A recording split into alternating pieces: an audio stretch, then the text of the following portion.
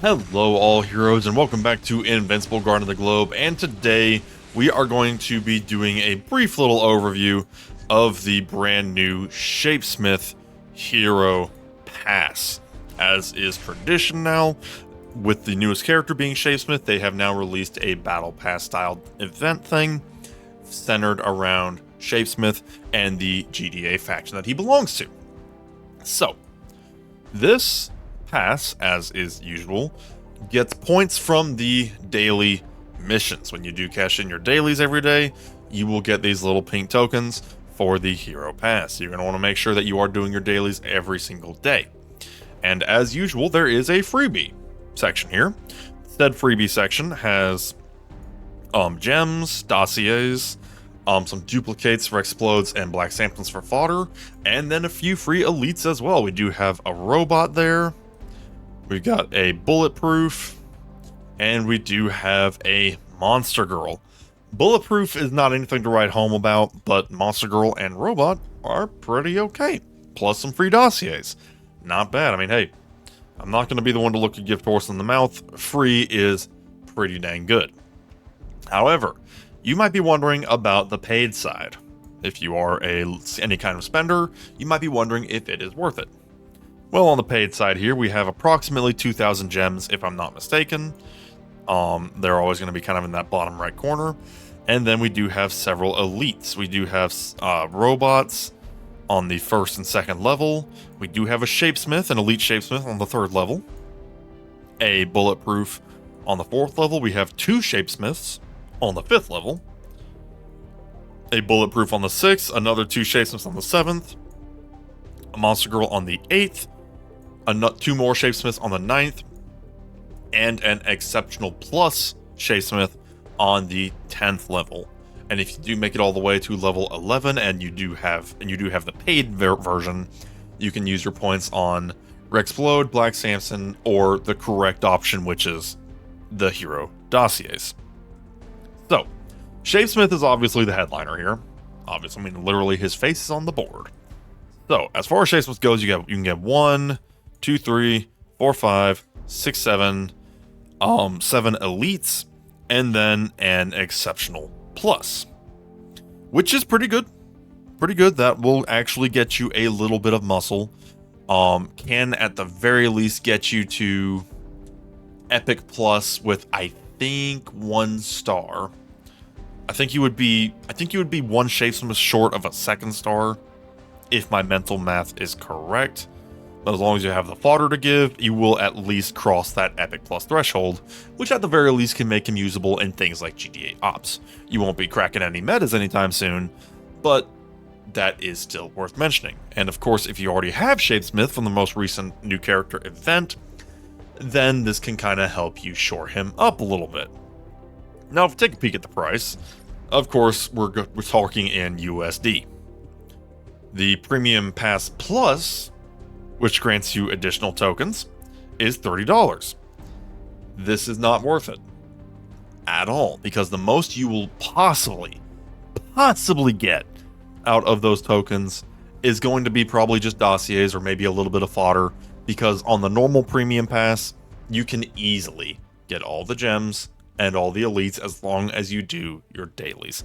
It's really not that hard. The $30 pass, I don't care if you're a Leviathan in this game, then you're probably not a stranger to wasting money, if we're being honest.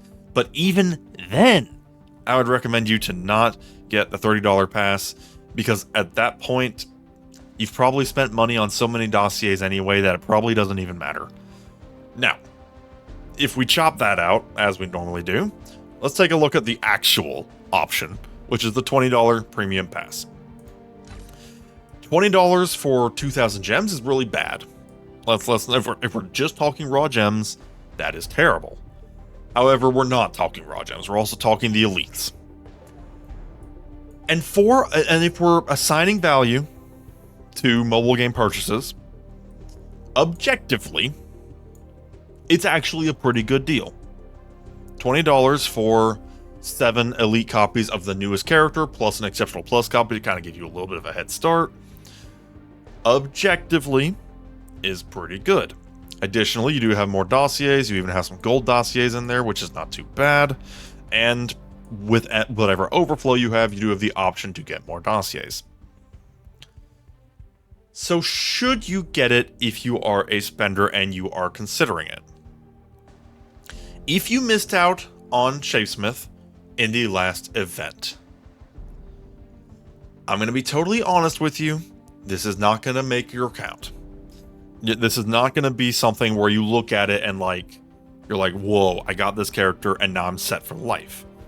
The game is not designed to be that way, and it would require a whole lot more Shapesmiths to get you to that point. If that's what you're going for, maybe pass, because it's not going to be enough at all.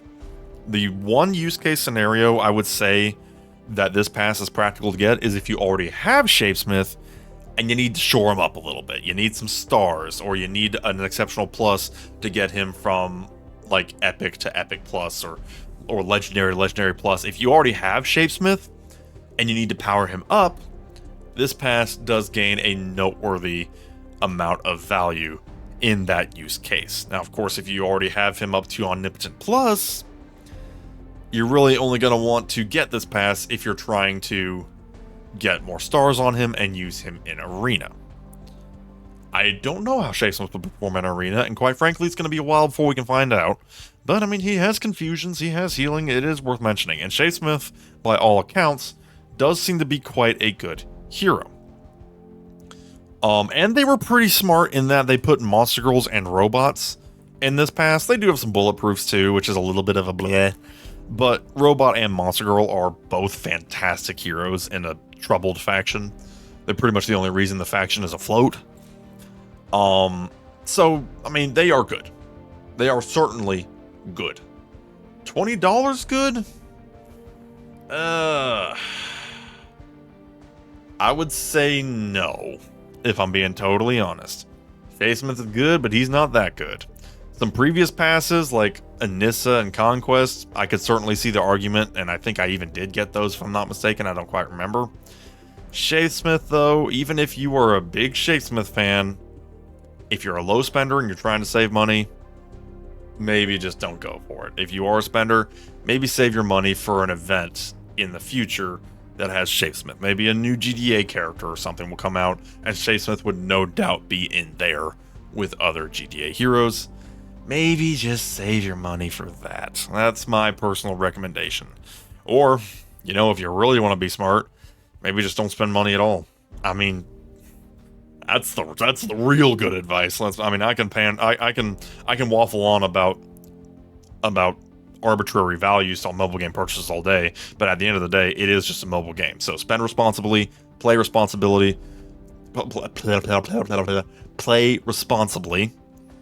and most importantly, have fun and don't feel stressed about it. It is a mobile game, and it is a marathon, not a sprint. This pass is not going to make or break your Shapesmith, so don't stress out too much about it. If you want it, and you want the dossiers, and you want Shapesmith, then go for it. At the end of the day, do what you want to do. But if we're talking raw value, maybe hold off just in case. But we are going to leave it at that. Let me know what you think down in the comments below.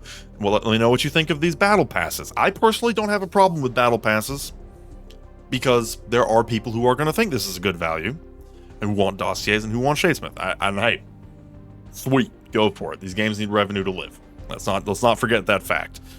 But this particular one is not for me, unlike the Conquest one, which was pretty dang good. Let's not lie about that. But let me know what you think down in the comments below, and we shall see you next time. Have a good one.